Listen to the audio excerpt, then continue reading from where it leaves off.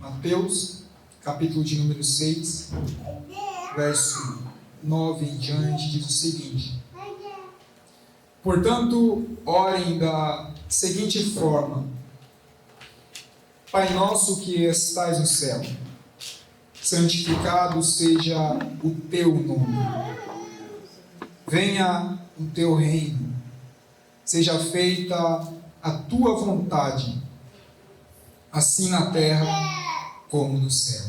Amém? Somente isso nós iremos bem nessa noite. Tome seu assento glorificando a Jesus. Aleluia! Porque Ele é digno de toda a honra e de toda a glória. Aleluia. Motivo de alegria estar mais uma vez reunido com os nossos irmãos para juntos celebrarmos este último dia do ano e o primeiro dia do ano também.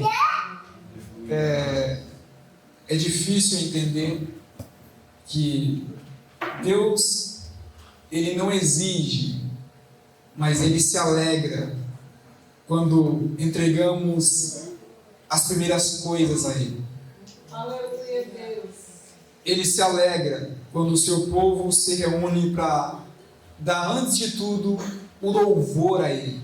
Aleluia. Creia você que Ele tem uma palavra para o seu coração nesse dia. Amém. Conforme nós lemos em Mateus capítulo 6, eu fiz questão de começar o ano com essa palavra e encerrá-la com essa mesma também. Amém. Essa oração de Jesus talvez seja a mais conhecida de todos, mas é muito profunda para apenas uma mensagem. Aleluia! Ele recebe uma proposta dos seus discípulos quando ele diz: Mestre, ensina-nos a orar. Mas o ensina-nos a orar não é ensina a orar da forma correta apenas, porque eles eram judeus, eles aprenderam a orar. O que eles perguntam para Jesus é: Mestre, ensina-nos a orar como o Senhor ora. Aleluia, Jesus. Tanto é que, se você for ver, a vida de Jesus é marcada de oração. E eles acompanhavam Jesus e viam o modo que Jesus orava. Aleluia! Tanto é que, se você for ver no início do verso, aqui no verso 6, você vai ver que eles chegam para Jesus e dizem: Mestre, ensina-nos a orar como João ensina aos seus discípulos. Então Jesus chama eles para perto e começa a ensinar. Mas não é sobre oração que nós vamos falar hoje. Mas ele começa dizendo: orem da seguinte forma: Pai nosso que estás no céu, santificado seja o teu nome. Depois, venha o teu reino. Aleluia. A paixão de Jesus era uma só, que é o reino de Deus. Eu te provo através das Escrituras, porque se você for olhar, apenas no Evangelho de Mateus, ele fala 46 vezes sobre o reino de Deus. No Evangelho segundo escreveu Marcos, ele fala mais 16 vezes sobre o reino de Deus. No Evangelho segundo escreveu Lucas, ele fala mais 38 vezes sobre o reino de Deus. Juntando tudo, dá mais ou menos 103 vezes onde Jesus senta e fala o reino dos céus. Aleluia!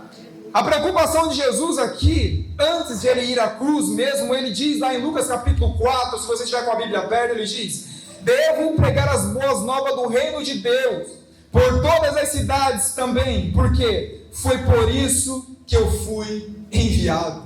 Glória a Deus. O chamado de Jesus foi simplesmente o reino de Deus. Fazer a vontade do próprio reino de Deus. Se você for olhar em Atos capítulo 1, no verso 3, depois da ressurreição, ele vai dizer também o seguinte: por um período de 40 dias, Jesus esteve com eles e falou sobre o reino de Deus. Aleluia. Você vai entender o porquê eu estou falando isso. Quando Jesus ensina aos seus discípulos sobre o modelo de oração, ele deixa uma coisa muito clara, que a primeira coisa que eles deveriam de se preocupar na oração era com o reino de Deus. A primeira coisa que Jesus se preocupa é o reino de Deus. Existe uma diferença, e por isso você precisa entender, nós precisamos entender o que é esse chamado Jesus, venha o teu reino. Existe uma diferença entre eu ter a presença de Deus e eu viver a manifestação do reino de Deus.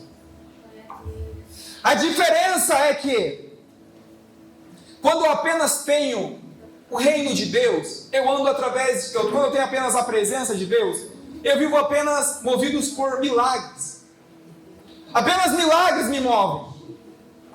Eu ando onde o milagre acontece. Isso é andar atrás da presença de Deus. Agora, quando eu clamo, venha ao reino de Deus, não é eu dizendo, Senhor, eu quero ver a sua manifestação, é eu quero manifestar a sua presença. Quando Jesus diz para eles, orem da seguinte forma, venha o teu reino, é simplesmente eles pedindo, Senhor, estabeleça sobre nós a sua vontade antes de tudo. O povo de Israel entendia o que Jesus estava falando quando ele falava de reino. Porque no período em que eles viviam, você consegue notar lá no início do Êxodo, que eles passaram pela escravidão de um rei, que foi Faraó. Eles sabiam que quando José morreu e veio outro Faraó, através do mesmo reino, mudou tudo. Mudou o sistema, mudou a forma que eles viviam, mudou tudo. Tanto é que eles sabiam que no período romano em que eles estavam vivendo, que Jesus estava pregando para eles sabiam que a forma que eles viviam era outra forma. Ou seja, mudou tudo. Sempre foi comum um reino dominar outro reino. Trazendo um exemplo para nós aqui. Em 1500, quando os índios, você aprendeu isso na escola. Quando Portugal chegou até o Brasil, o que aconteceu? Eles trouxeram todo o seu reino para cá. E com isso, a língua mudou. Aleluia! A forma deles se vestirem mudou. Até mesmo a religião, a arquitetura mudou. Irmão Jefferson, o que você quer dizer com isso, meu irmão? Entenda uma coisa. Quando Jesus ora para ele e diz, Senhor, venha até nós o teu reino, não é apenas um clamor de boca para fora. É uma mudança por completo. Quando Jesus pede para que eles clamem para que o reino de Deus seja estabelecido sobre Israel, Senhor, venha até nós com a língua do céu. Venha até nós com a vontade do céu. Venha até nós com as vestes do céu. Deus. Isso é, venha a nós o teu reino. Aleluia. E Jesus, ele vem primeiro como um embaixador deste reino. Ele vem, se você for ver no início do capítulo 4 de Mateus, a primeira pregação de Jesus é: arrependei-vos, porque o reino dos céus está próximo.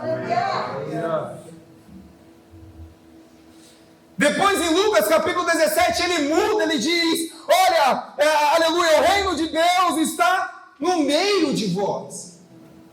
Glória a Deus. A preocupação de Jesus é uma só: que o reino de Deus seja estabelecida sobre os seus filhos. E entenda uma coisa, apenas duas coisas eu quero pontuar, eu vou ser objetivo na mensagem. A primeira coisa é que venha o teu reino, primeiro, é para o presente, é para hoje. Não tem como eu querer ir ao céu se eu não me portar como um cidadão dele. Não tem como eu orar ao Senhor, seja feita a sua vontade, venha até nós o teu reino, se eu não procurar andar como se fosse um cidadão deste reino. Aleluia! Entenda que quando se fala de reino, meus irmãos, é vontades, desejos, anseios.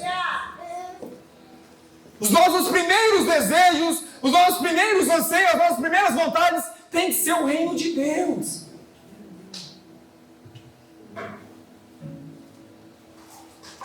Talvez você não viveu as promessas que você queria viver neste 2022. Mas talvez não é porque Deus não quis, mas talvez é porque você faltou se alinhar com a vontade do reino. Às vezes nós pecamos em não procurar a vontade do reino. A oração de Jesus é clara: seja feita a tua vontade e não a minha. Aleluia. É Deus, aleluia. A nossa preocupação, até se você for olhar o ensino da oração, as petições ficam para o final da oração.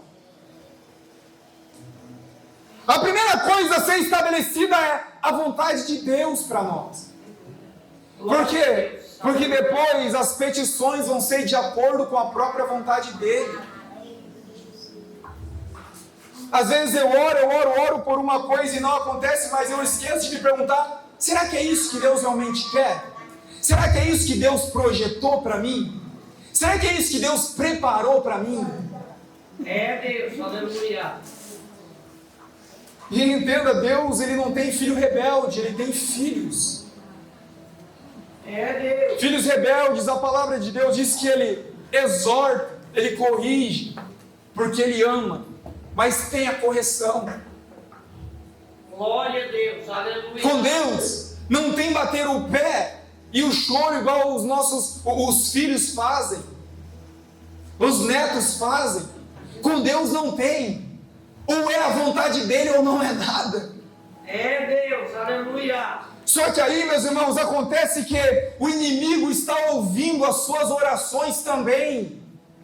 E quando elas não são de acordo com a vontade de Deus, entenda isso, ele vem e traz aquilo que você quer e você acha que é presente de Deus. Aleluia. E aí acontece que essa coisa é passageira. E aí a primeira coisa que você faz é se voltar contra Deus. Aleluia. Glória a Deus. Aleluia. Mas nós esquecemos de pedir a confirmação do Pai, ou até mesmo fazer prova disso. Aleluia, Deus. Não é errado. Gideão, quando o anjo falou com ele, ele diz: olha, eu quero uma prova. Quando Deus falou com Moisés, foi Deus falando com Moisés: eu quero uma prova que o Senhor vai estar comigo lá. Mas às vezes nós não fazemos prova com Deus. Nós não pedimos: Senhor, é realmente isso que o Senhor quer? É realmente para esse caminho que o Senhor quer? É justamente essa a sua vontade para mim? Pedir, venha até nós o teu reino, é pedir por uma mudança por completo. Aleluia. Quem sabe se nós realmente vivêssemos apenas isso, nós estaríamos alegres neste final de ano. Aleluia. Muitos que não estão conosco estariam regozijando na presença de Deus. É Deus, aleluia. Porque, meus irmãos, fazer promessa de ano novo é fácil, o difícil é você tentar cumpri-las. Faz o seguinte: a partir de hoje, não entre o próximo ano fazendo promessa. Entre com o próximo ano apenas com essa frase: Senhor, venha até mim o teu reino neste ano de 2023. É Deus. Porque, meus irmãos, promessa de Deus para a vida do cristão não é vocês vão correr atrás das bênçãos, não. Ah, se nós entendêssemos isso. A promessa de Deus não é vocês vão correr atrás de bênção, Abraão, você vai correr atrás da bênção. Não. Ei, Abraão, as bênçãos vão correr atrás de você. Glória a Deus, aleluia. Quando eu vivo através da vontade de Deus, meus irmãos, eu não ando preocupado com coisa nenhuma, porque as bênçãos do Senhor começam a correr atrás de mim. Glória a Deus, aleluia. A minha oração não muda, venha até nós o teu reino. seja feita a tua vontade. Aleluia. Depois, o reino de Deus, o clamor, venha até nós o teu reino, também é para o futuro. É um clamor que começa aqui, mas ele não termina aqui. É um clamor que a igreja começa aqui nessa terra, mas ela não encerra esse clamor aqui nessa terra. Aleluia. Este clamor, vem até nós o teu reino, ele precisa fazer parte do nosso alicerce, dos fundamentos da nossa oração. Quem sabe nós precisamos mudar a nossa oração e começar juntamente com essa, especificamente com essa frase: Senhor, seja feita a sua vontade. Venha até a minha vida o teu reino. É Deus, aleluia. Porque clamar, venha até nós o teu reino, começa aqui. Mas, depois disso, eu preciso aguardar a manifestação deste reino. Aleluia. Por isso, quando você olha, principalmente lá para o livro da carta aos Hebreus, você vai ver que tem uma lista enorme dos heróis da fé. Enorme. Mas você vai perceber em todos eles. Tanto é que no capítulo 13, depois que fala dos heróis da fé, o escritor fala o seguinte: porque não buscamos aqui uma cidade permanente, mas nós buscamos uma futura. Todos os heróis da fé, eles viveram apenas com um único propósito, que é fazer a vontade de Deus. Aleluia. Aleluia. Se você for olhar para o livro do Apocalipse, capítulo de número 22, verso de número 20, está escrito o seguinte: aquele que dá testemunho dessas coisas diz: eis que cedo venho. Amém. Maranata, ora vem, Senhor Jesus. Aleluia, Deus. Este é o clamor dos anjos, mas este também é o clamor da igreja. A igreja encerra sempre a sua oração dizendo: Maranata, ora vem, Senhor Jesus. Nós não estamos nessa terra, meus irmãos, apenas para ser estrelas no meio de pessoas. Porque virar cristão no século 21 virou moda. Mas Jesus não nos chamou para viver isso. Jesus nos chamou para manifestar o reino de Deus. Amém. Aleluia. E a diferença de você caminhar no reino de Deus e você manifestar o reino de Deus é uma ponte enorme. Aleluia. Porque muitos até fazem parte deste reino, estão caminhando para o céu, estão seguindo a Jesus, como a multidão fazia. Mas apenas alguns estão preocupados em manifestar Jesus nessa terra. Como assim? É novamente os 12. É novamente apenas aqueles que Jesus envia para expulsar os demônios, depois eles voltam. Em teu nome nós expulsamos os demônios. Enquanto eles falavam, a palavra nos mostra que quando os discípulos voltam e começam a testemunhar dessas coisas, tinha uma multidão junto com Jesus. É Deus. Mas você não vê a multidão testemunhar essas coisas. Porque a preocupação da multidão é apenas caminhar ao lado de Jesus, rumo ao reino. Mas o chamado de Jesus não é apenas caminhar junto com Ele, é manifestar Ele. Aleluia. Essa é a nossa última esperança. Glória a Deus. Essa é a última esperança da igreja, que o reino dos céus está próximo. Nós clamamos: venha o teu reino, porque Apocalipse capítulo 11, verso 15 diz que o reino deste mundo se tornou o reino de nosso Senhor e de seu Cristo, e Ele reinará para todo sempre. Esse será o último clamor da igreja, juntamente com os anjos do céu. Aleluia. Este é o clamor que nós entoaremos juntos num coro celestial. É aqui que nós veremos justamente o cumprimento dessa palavra. Venha a nós o teu reino. A diferença das igrejas do avivamento, se você for olhar todas as histórias do avivamento, você vai perceber que a diferença delas para muitas outras igrejas era apenas uma. Apenas uma coisa destacou elas do meio de todas as igrejas em que eles estavam localizadas. Se você for olhar, a igreja de William Seymour, na Rua Azusa, não era uma catedral como nós achamos. Não era uma mega igreja com 300, 400 membros. Se você for olhar, a igreja no país de Gales não era uma catedral também. Se você for olhar, a igreja dos testemunhos da Coreia, onde aconteceu um dos maiores avivamentos, onde hoje está localizada a maior igreja da história, não começou com uma catedral. Mas o que diferenciou elas das outras foi apenas uma coisa, que é uma única chama. Venha o teu reino. Glória a Deus. Quando nós entendemos que não existe nada neste mundo mais importante do que estabelecer o reino de Deus aqui, nada consegue tirar o nosso foco deste reino. Glória a Deus. Meus irmãos, essa é a base para o avivamento.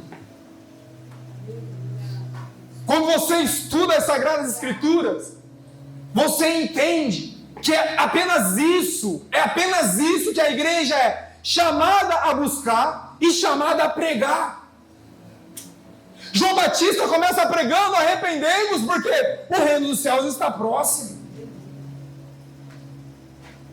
Nós não somos chamados a pregar outra coisa, senão que o Mestre está voltando, o reino está próximo. Glória a Deus, aleluia. Mas nós somos chamados a pregar com essa convicção e com essa chama, não apenas da boca para fora, mas realmente ansiando: Senhor, venha até nós o teu reino.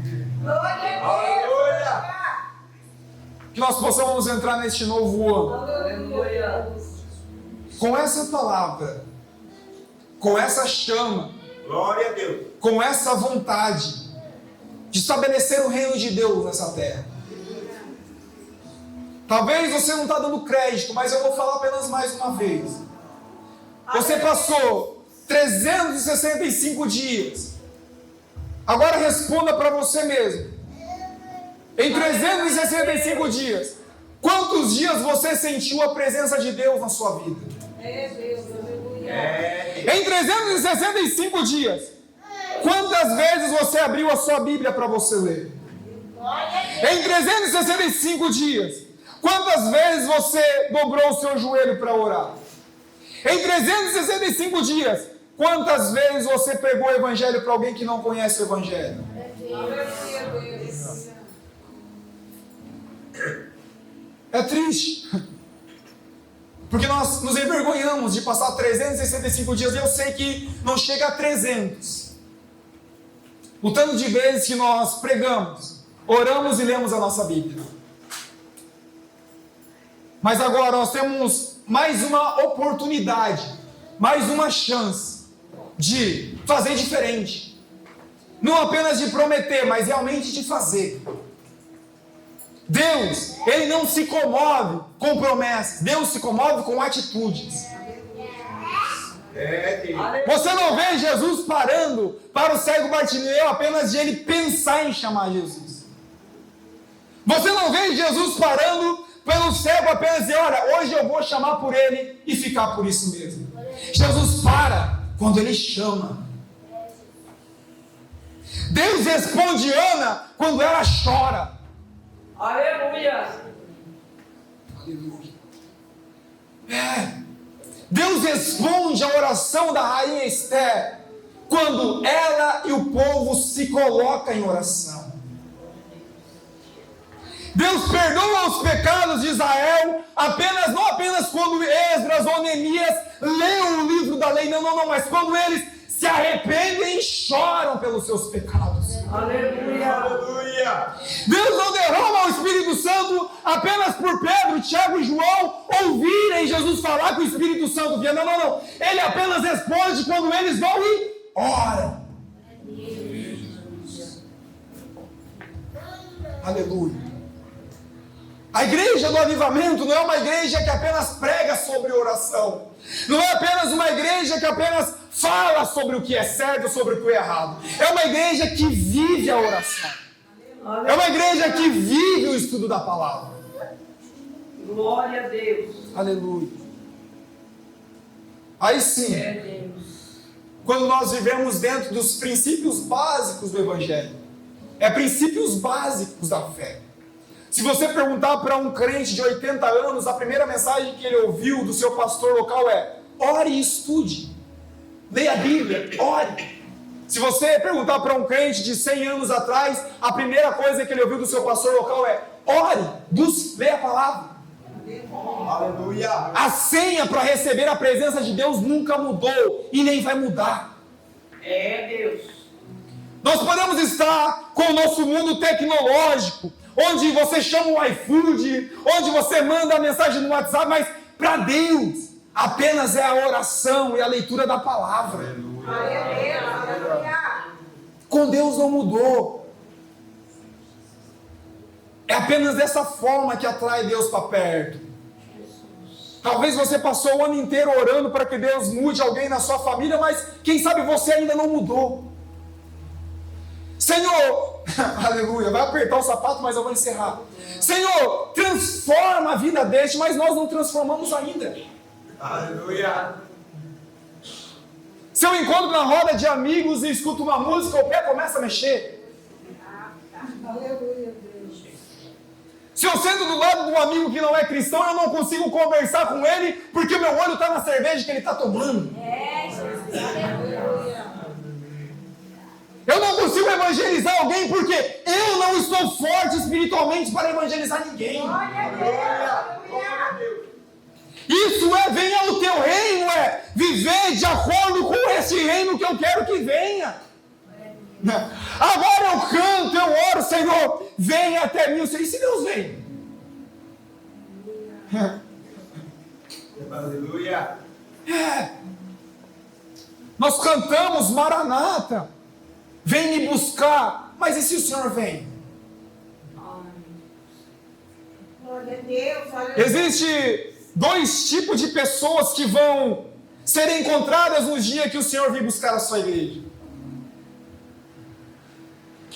Haverá 2 tipos de clamor, pastor Moisés, que se ouvirá quando o Senhor vir buscar a sua igreja. O primeiro deles é triste, porque é o clamor daqueles que achavam que iam e não foram. É o clamor daqueles que, estatisticamente, externamente, fazia tudo certo. Se você olhasse na rua, era este, é o primeiro. Quando Jesus tocasse a trombeta, ele ia chegar antes que todo mundo. Mas não vai.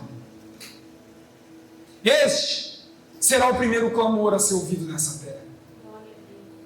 Agora, o segundo clamor, aleluia, é um clamor de alegria e de júbilo. Daqueles que passaram a vida toda orando: Senhor, eu não mereço. Aqueles que passaram a vida toda dizendo: Senhor, eu não mereço. Mas procuravam viver da melhor forma possível. Aleluia. Porque, meus irmãos, não se engane, o reino dos céus, Jesus mesmo disse: Ei, eu não vim para buscar aqueles que são, eu vim para buscar aqueles que estão doentes. É verdade. Aleluia. Aleluia. Aleluia. Glória a Deus. Jesus olhava, meus irmãos, para você entender quem eram os fariseus eram esses que olhavam para pessoas como eu, como você, cheio de falha, e diziam: Ei, você não é digno nem de entrar no templo. mas eu sou. Aleluia, Deus, aleluia. Sabe qual era a conversa de Jesus para eles? Era: ei, vocês são sepulcros calhados. Por fora, parece que tão bonito. Mas você sabe, se você for no cemitério, ele só está bonito porque alguém está cuidando. Porque dependendo do defunto, vai apodrecer por fora também. Aleluia. E ele diz: ei, vocês são bonitos por fora, mas vocês são podres por dentro. É Deus. Esse tipo de pessoa, Jesus não tem prazer de chegar perto. Por quê? Porque eles se acham autossuficientes e Deus não busca ninguém autossuficiente. Tanto é que Jesus ensina a orar: orem, seja feita a tua vontade. Aleluia. Aleluia, Deus. Santo Deus, aleluia, Jesus. Jesus, ele sempre nos ensinou na prática o que é o Evangelho. Aleluia. No momento da crucificação, um pouco antes, quando ele chega no Getsêmani, você vê a oração de Jesus mais sincera que você poderia ver.